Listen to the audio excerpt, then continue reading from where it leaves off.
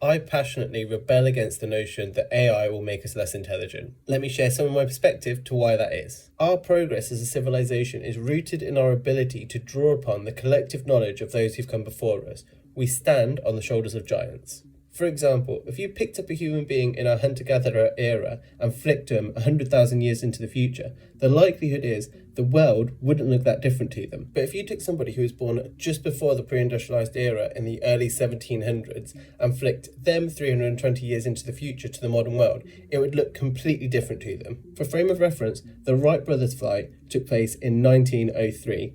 10 years later, we had commercial airlines, and in 1969, we'd sent a man to the moon. There were people who within one lifetime saw all of these technological milestones. Our ability to share and record intelligence is what's made it so we've advanced so quickly in such a short space of time. Perhaps counterintuitively, the problem with our current education system is it's stuck in the past. It provides students with an industrial education to participate in a digital workforce, rather than giving them the tools and insights that they need to be able to participate in a digital economy. Arguably because we haven't figured out what kind of education is needed to do that. Let's also not forget that education has been inequitable since its inception, both in terms of the education that somebody can expect to receive and in terms of use of and access to technology, therefore magnifying the differences in human capital. It's my opinion that we should aspire to build socio-economic systems that are built on the fundamental principle to support all people, regardless of ability or level of participation. It should also respect individual autonomy to the extent that the decisions of others shouldn't impact fundamental resources required or a minimum quality of life that someone should expect. This is inherently a more resilient society and economy that is able to accommodate the vast range of lived experiences, such as neuroabilities and bodily abilities, which would reduce marginalization for the benefit of everyone. In doing so, we're able to reduce the strain on both systems and individuals, and it accommodates both preference and ability. This is very achievable through AI and automation, to the extent that it is able to provide a minimum standard of living regardless of participation, because participation is not a requirement of the socio-economic system. So you might think, why is this relevant to you? You're a smart, able person. Why should the system support those who aren't? Here's something I'd like you to think about.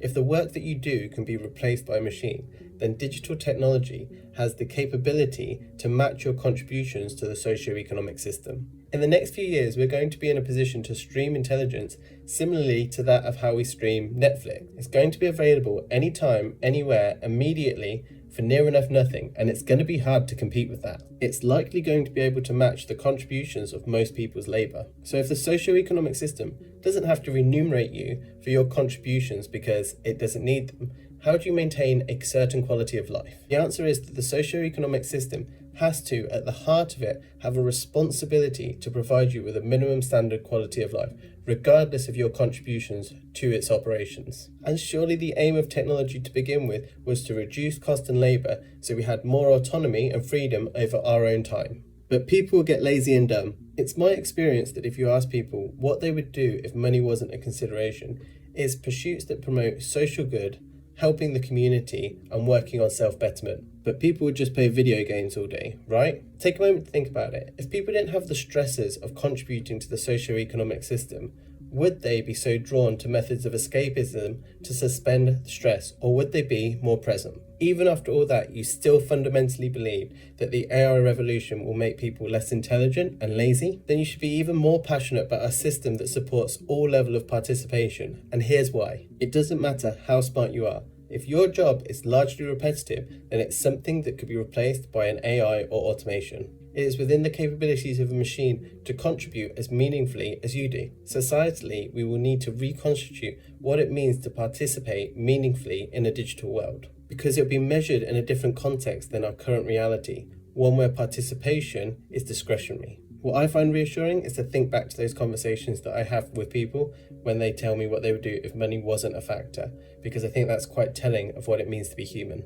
And a search for meaningful pursuits is something that an AI cannot do. I even asked it.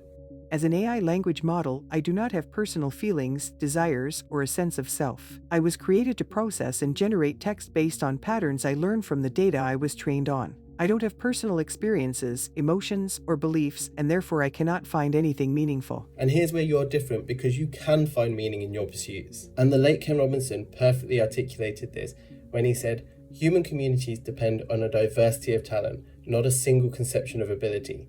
The heart of our challenge is to reconstitute our sense of ability and intelligence." And it's for that reason that it's crucial that we develop our socio-economic models alongside our technical advancements for the digital revolution. Because we cannot solve the challenges for the next 100 years with the same mindset that we've had for the previous 100. Our first challenge is to literally develop and implement those socio-economic models. The consequences of not doing so is AI eroding jobs faster than it's creating new ones, resulting in a lower quality of life for a growing amount of the population that will become economically inactive. Our technological capabilities aren't going to erode our intelligence. They are the catalyst to evolve our intelligence to find meaningful pursuits to participate in a digital world. If you'd like to learn more about decentralization, Web3, the metaverse, and AI, then join our Web3 learning community at www.distributedrepublic.xyz, and I look forward to catching you next time.